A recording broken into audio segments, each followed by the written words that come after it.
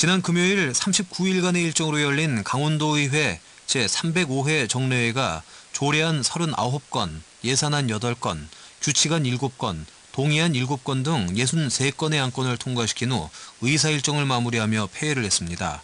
이제 내년 2월까지 비회기 기간에 접어든 건데요. 하지만 아직 선거구 획정 등 할 일이 남아있고 내년 6월 지방선거를 앞두고 있어 의원들의 마음도 편치만은 않을 것 같습니다. 강원도의회 의원들은 비회기 기간에 어떤 일을 하며 보내게 될까요? 또 진폐 환자 구제 등 회기 막바지에 나온 논란에 대해선 어떤 의견을 가지고 있을까요? 자세한 얘기 박인균 의원과 심상화 의원 두 분 도의원께 들어보겠습니다. 먼저 국민의힘 심상화 의원과 전화로 연결합니다. 의원님 안녕하세요. 네, 안녕하십니까. 심상화입니다. 네, 다음은 더불어민주당 박인균 의원 지금 스튜디오에 나와주셨습니다. 의원님 안녕하세요. 네, 안녕하십니까. 박인균입니다. 네, 305회 정례 폐회를 했죠. 내년 2월 임시회 등 남은 일정이 있지만 그래도 4년 임기에 굵직한 큰일은 다 마친 셈인데요. 두 분께 소감 한마디씩 들어보겠습니다. 먼저 심상화 의원님. 네네. 예, 305회 정례 마치며 돌아본 지난 4년간의 강원도 의회 생활 어떠셨습니까? 만족을 하시는지요? 네, 나름 보람도 있었지만 야당 원내대표로 힘들고 어려운 고난의 길이었습니다. 네. 먼저 강원도의회 본회의에서 5분 자유 발언 20회를 하면서 집행부의 잘못을 지적하고 대안을 제시했는데 집행부는 빠르게 변하지 않는 것 같습니다. 또 강원도의회 의회 운영위원회에서는 정말 고난의 연속이었다고 저는 봅니다. 21년 2월 임시회에서 코로나19 피해 지원 투입 구성 결의안을 제출하면서 위원들에게 코로나19 4차 대유행이 온다고 합니다. 우리 의회에서도 도민 지원 대책을 준비해야 합니다라고 제안하면서 부탁을 드렸는데 민주당 위원들이 부결을 했습니다. 또 21년 4월 임시회에서는 레고랜드 코리아 조성사업 점검 특위 구성 결의안을 제안하면서 강원도민 열세 약 7천억 원이 투입된 레고랜드 코리아가 강원도에 이익이 되는 방향으로 가도록 사업의 점검의 필요성을 말씀드렸지만 또 민주당 위원들이 부결시켰습니다. 그리고 21년 12월 9일 제305회 정례 제3차 의회 운영위원회에서 예. 위원회에 제출한 알펜시아 매각 진상 규명을 위한 특위 구성 결의안도 민주당 위원들이 또다시 부결시키면서 사실 저는 할 말을 잊어버렸습니다. 강원도 각종 사회단체와 전국 언론에서도 알펜시아 매각 의혹을 보도하고 공정거래위원회, 강원경찰청에서 수사 중인 이 사건을 민주당 위원들은 관심이 없는 것인지 지사의 눈치를 보는 것인지 묻고 싶고요. 마지막으로 민주당 의원들께 부탁드리고 싶습니다. 내년에는 정파적 결정을 하지 말고 좀 도민을 위하는 달라진 모습을 보여주시길 또 바라면서 강원도 의원의 존재의 이유는 도민을 위한 집행부의 견제와 감시라는 말씀을 드립니다. 예. 그러니까 내년이라는 건 2월 임시회를 말씀하시는 게 되겠죠? 네, 10대 마지막 6개월입니다. 네, 알겠습니다. 자, 이번엔 박인균 의원님 말씀을 좀 들어보죠. 어떠셨습니까? 지난 4년간의 의회 생활. 지금 돌이켜보면 많은 아쉬움과 또 그리고 또 그 속에서도 나름대로 의의와 한계를 동시에 느꼈다 이렇게 볼 수 있습니다. 우리 심상화 의원님 처음부터 아주 세게 나오시는데요. 예. 이 당파적 또는 이 당이 당력에 따라서 움직인 것만은 아니고요. 그건 그렇게 얘기하면 그 의회에 대해서도 그렇게 얘기할 수 있습니다. 그렇지만 나름대로 한계도 있고 아쉬움도 있지만 그래도 이 상식과 또 나름대로 치열한 논쟁과 이 건설적인 방향을 찾아간 의회가 아닌가 이런 생각을 갖습니다. 개인적으로는 제가 이 우리의 가치를 친일과 어떤 이 독재 미화가 아니라 민족적 그 정기를 살리고 민족 가치를 중심에 두는 그런 어떤 5분 발언, 도정질의, 기고문, 그 다음에 이 조례 등을 만들었습니다. 또 그리고 또한 이 기후 위기 속에서 이 석탄 화력의 문제점이라든가 그 대안으로서 수소산 육성, 탄소 포집과 저장, 재활용의 기술 이런 부분에 대해서 우리 강원도가 전략적으로 사업을 채택해야 한다. 그래서 포럼도 만들게 하고 또 그것이 좀 더 이 구체화되는데 저희가 조례와 또 이 여러 가지 발언들을 했었죠. 그래서 물론 뭐 아쉽고 이 부족한 점은 있었지만 또 나름대로 그 안에서 애쓰려고 했었다 이런 말씀 드리고 싶습니다. 네.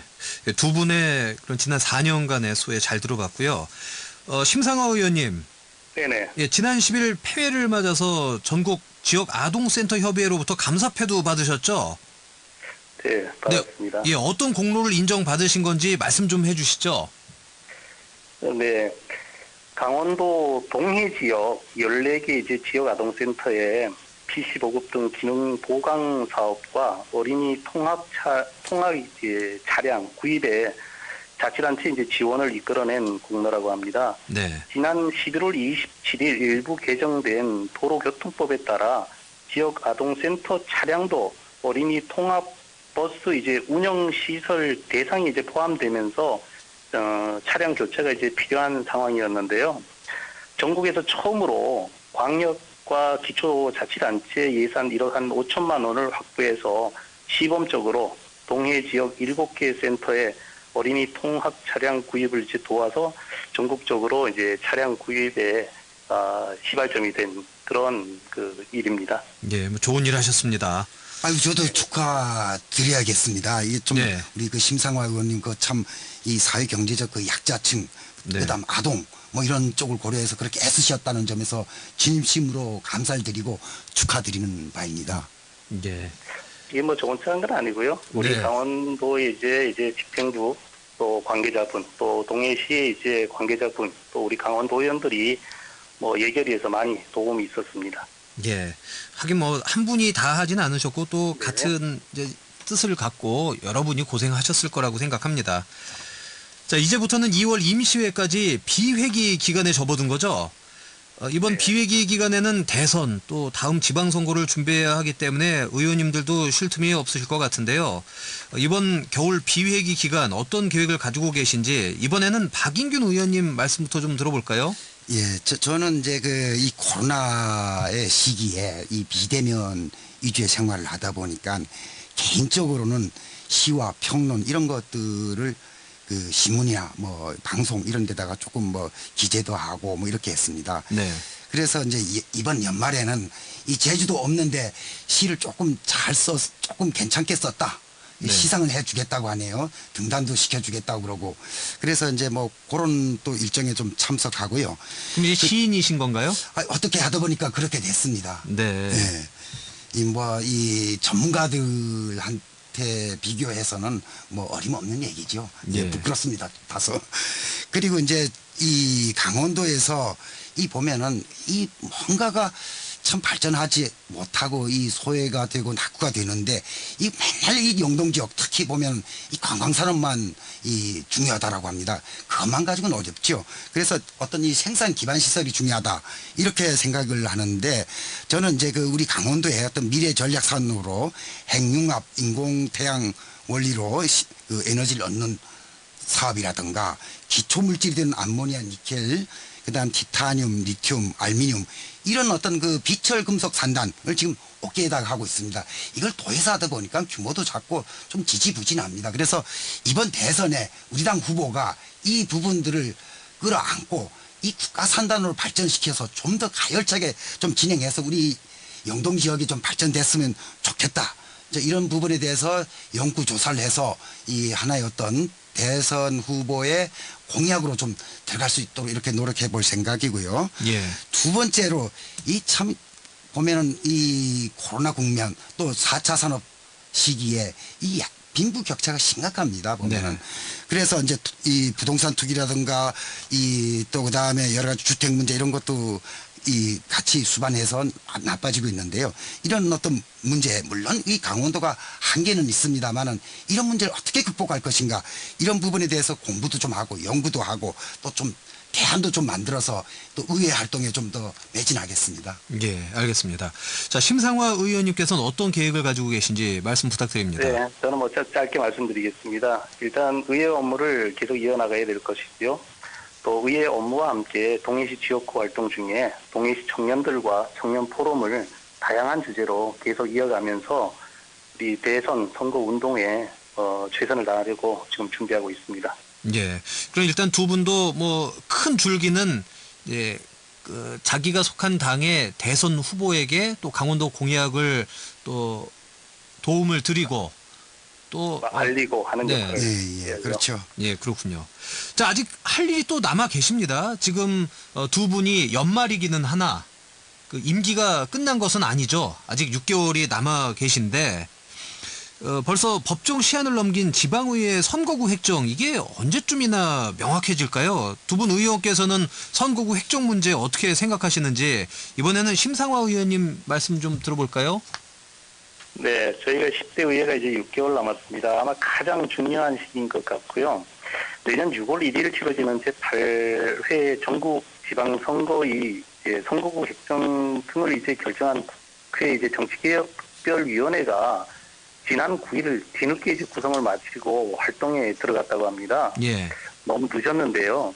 지선 180일 전인 지난 1일까지 광역의회 선거구와 의원 정수 등을 이제 확정해야 하는데 국회 이제 정치개혁특위가 법정 시한보다 일주일이나 늦게 이제 처음으로 개최한 것입니다.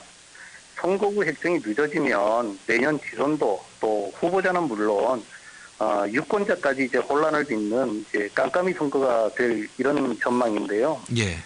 국회 이제 선거구 늑장 실정이 이제 매년 이제 반복되는 것은 정말 저는 문제라고 보고요. 예. 매번 겪는 일이지만 선거가 다가올 때 선거구를 획정하는 것은 정치적 이제 이해관계에 따라서 반영도 될 수도 있습니다. 정작 중요한 지역의 이제 대표성과 특수성은 이제 논의 중심에서 멀어지는 것이 좀 현실에서 아쉽고요. 또 우리 강원도에서는 대략 영월, 평창, 정선이 이제 조정 대상이 되는데 저는 개인적으로 이제 그 도시와 농촌 간의 인구 격차는 이제 점점 커져가고 있지 않습니까? 예. 그래서 이제 지역의 대표성을 좀 가질 수 있도록 국회에서 좀 빠른 결정을 해야 된다. 이렇게 말씀을 드립니다. 네. 박인균 의원님. 아이고 우리 심상화 의원님이 뭐 이 제가 생각하고 있던 말을 다 해버려 가지고 뭐 조금도 이 보태고 뺀 거 없이 그대로 똑같이 말하고 싶습니다. 네. 그러니까 이 부분에 대해서는 두 분께서는 같은 생각을 하고 계시는 거네요. 예. 예. 네. 자, 그리고 그 부당한 진폐 등급 판정 피해자 구제 문제도 좀 짚어봐야 할 것 같은데 강원도 의회에서 패회를 하면서 전원 구제 요구 성명 발표하셨죠? 네, 그렇습니다. 네. 그러니까 근로복지공단의 의사소견을 무시하고 그 진폐 장애 판정을 또 자기네들이 알아서 이렇게 내거나 또 그걸 부정하는 어떻게 보면 되게 이해하기 힘든 처사인데 하지만 그 국회 국정감사에서는 어떻게 보면 원론적인 답변인 거잖아요. 아, 재진 그렇습니다. 기회를 부여하겠다. 이런 정도로만 그 입장 표명을 했습니다. 장애 판정의 의사소견 반영 이거를 약속하진 않았습니다. 예. 이 문제 해결을 위해서는 보다 적극적으로 나서야 하는 것 같은데 어떻게 해야 진폐 등급 판정이 피해자들을 구제할 수 있을지 박인균 의원님 혹시 생각하신 바가 있으면 말씀 좀 그렇습니다. 해주시죠. 저희가 그렇기 때문에 저희 의회에서 결의문도 발표를 했고 했는데요. 이 기본적으로 의사소견이 1차적인 기초 자료입니다. 그럼에도 불구하고 이 진폐심사위원회에선 거의 70명 정도를 이 증상이 진폐 일형, 그러니까 일형에도 불구하고 크게 어떤 장애가 없다. 뭐 이렇게 결정을 했거든요. 그건 뭐 상식 밖의 결정이죠.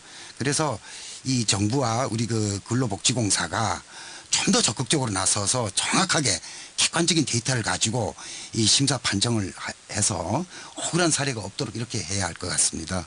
네. 심상화 의원님. 저는 뭐 짧게 말씀드리겠습니다. 예. 좀 국회에서 좀 강력하게 대처해야 되는데 그러지 좀 못한 것 같아서 굉장히 아쉽고요. 산업화 시절에 이제 대한민국 발전에 이제 공로자라 이제 할 수 있는 석탄 산업 역군들께서 정말 불치병인 이제 진폐증으로 이제 고통을 받고 계십니다. 예.